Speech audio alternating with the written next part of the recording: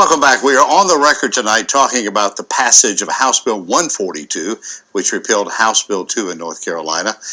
You said before the break, we're joined now by someone directly impacted by what happened on Jones Street, Candis Cox with Equality NC.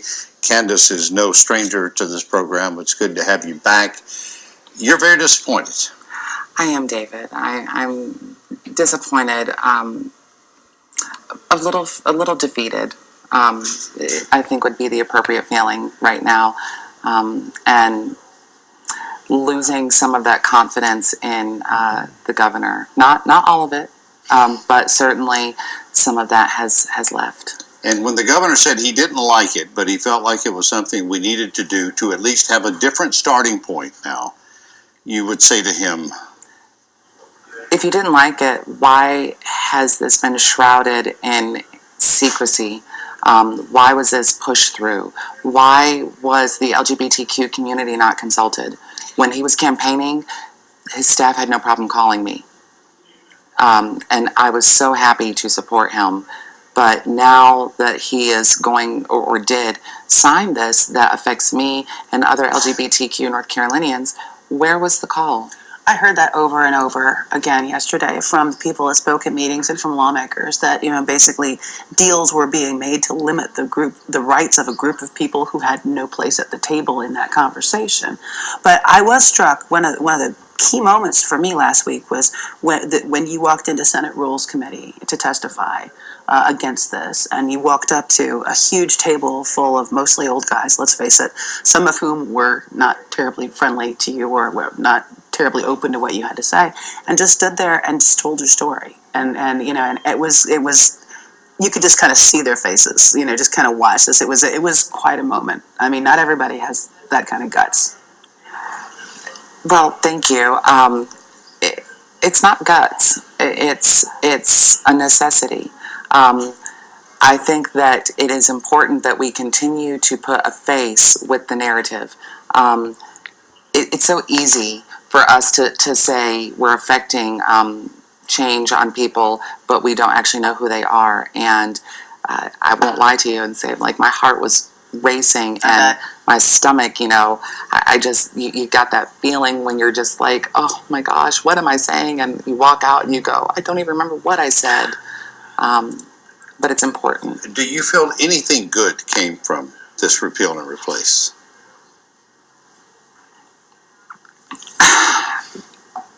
Yes, maybe.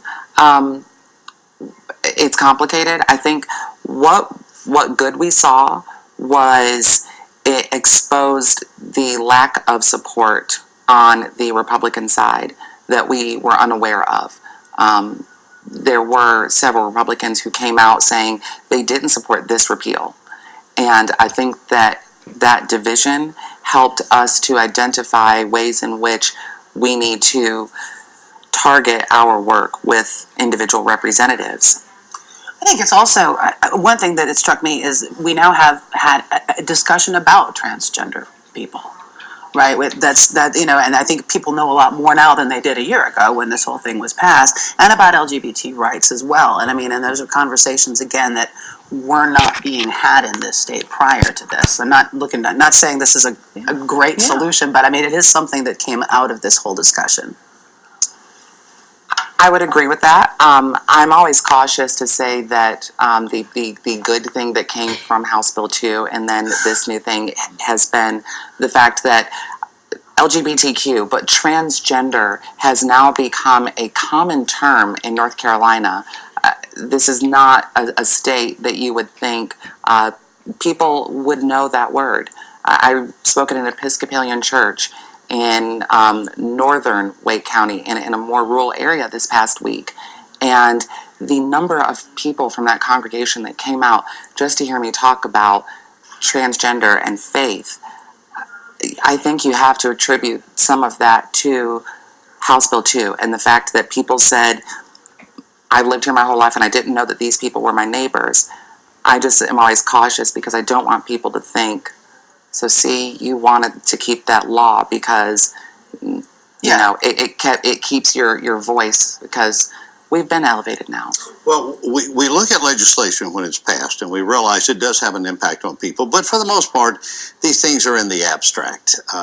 Unless it's something that's really affecting our neighborhood, our homes, our families.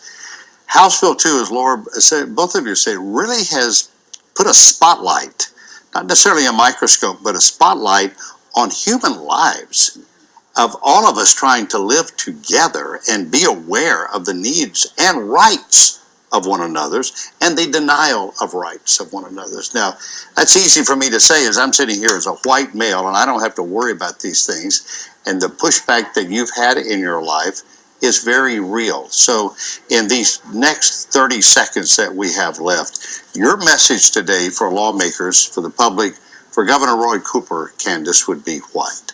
To say that we are going back to where we were before House Bill 2 is not a good thing.